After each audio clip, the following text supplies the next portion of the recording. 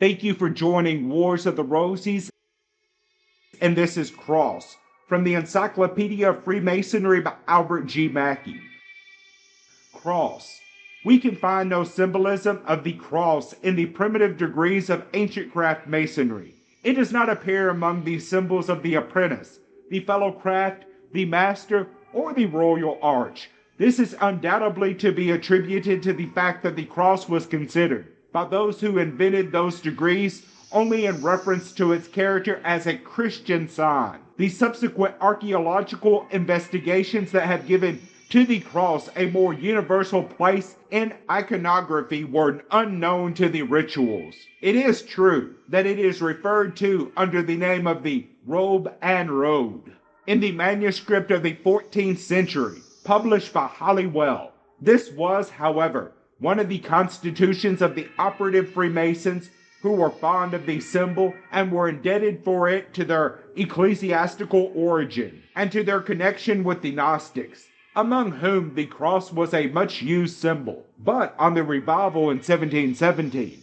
when the ritual was remodified and differed very greatly from that meager one in practice among the medieval Masons, all allusion to the cross was left out, because the revivalists laid down the principle that the religion of speculative Masonry was not sectarian but universal. And although this principle was in some points, as in the lines parallel, neglected, the reticence as to the Christian sign of salvation has continued to the present day, so that the cross cannot be considered as a symbol in the primary and original degrees of Masonry. But in the higher degrees, the cross has been introduced as an important symbol, and some of them, those which are to be traced to the Templar system of Ramsay, it is to be viewed with reference to its Christian origin and meaning. Thus, in the Rose Croix and Kadash, no matter what may be the modern interpretation given to it, it was simply a representation of the cross of Christ, and others of a philosophical character, such as the ineffable degrees. The symbolism of the cross was in all probability borrowed from the usages of antiquity, for from the earliest times and in almost all countries, the cross has been a sacred symbol. It is depicted on the oldest monuments of Egypt, Assyria, Persia, and Hindustan. It was, says Faber, a symbol throughout the pagan world long previous to it becoming an object of veneration to Christians.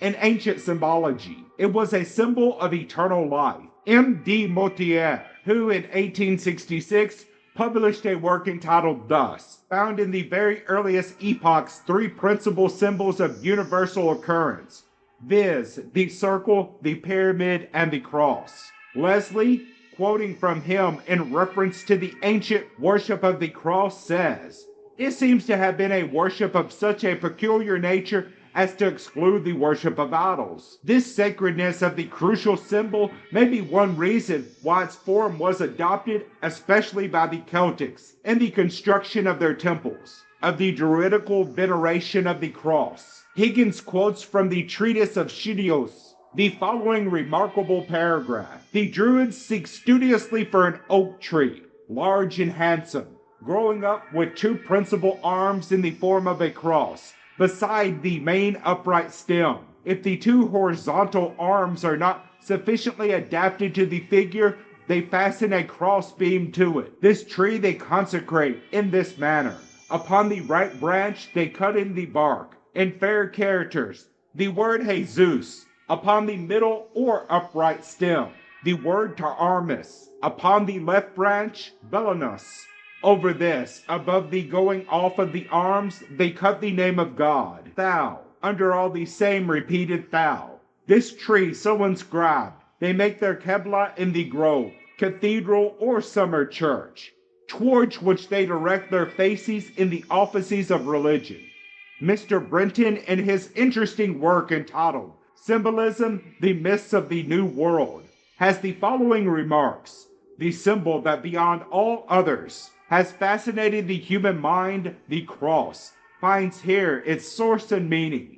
Scholars have pointed out its sacredness in many natural religions, and have reverently accepted it as a mystery or offered scores of conflicting and often debasing interpretations. It is but another symbol of the four cardinal points, the four winds of heaven. This will luminously appear by study of its use and meaning in America, and Mr. Brenton gives many instances of the religious use of the cross by several of the aboriginal tribes of this continent, where the allusion, it must be confessed, seems evidently to be to the four cardinal points or the four winds, or four spirits of the earth. If this be so, and if it is probable that a similar reference was adopted by the Celtic and other ancient peoples, then we would have in the cruciform temple as much a symbolism of the world of which the four cardinal points constitute the boundaries, as we have in the square, the cubical, and the circular. Thank you for watching, and please don't forget to share, like, subscribe, and comment. And if you can, please consider donating to Wars of the Rosies. Links to PayPal and Patreon are in the description. Thank you so very much.